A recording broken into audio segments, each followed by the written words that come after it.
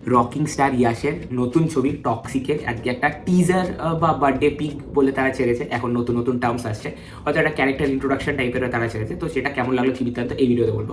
তো ফার্স্টে বলে রাখি, happy birthday to the superstar of Kannada industry, not only Kannada, is a pan India star right নাও।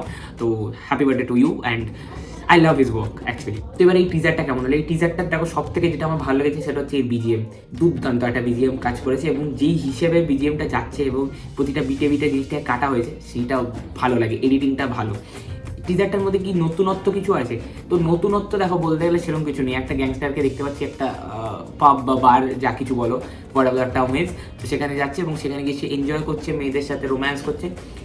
হ্যাঁ, তো এটা খুব রেগুলার টেমপ্লেট, বাট যে রোম্যান্সের যে পোর্শনগুলো সেগুলো এতটাই এরোটিক এবং এতটা মানে একটা মানে তার মধ্যে একটা ফিলিংস আছে, যে জিনিসটা আমার সিরিয়াসলি আমি ওই জিনিসটা নোটিস করেছি, আমার খুব ভালো লেগেছে। স্পেশালি ইয়াস যখন একটা মেয়েকে তার কোলের ওপর বসিয়ে সে মেয়েটাকে চুমু খাওয়ার চেষ্টা করছে, মেয়েটার ও মদ ঢেলে দিচ্ছে, ওই পার্টিকুলার সিনটা দারুণভাবে এক্সিকিউট করা এবং ওখানে যেই মেয়েটি বসেছিল তারও অভিনয় খুব ভালো লাগে। সেই যে ওই এরোটিজমটা আনতে পেরেছে without kissing or without opening any dress kind of thing, সেই জিনিসটা খুব ভালো লেগেছে।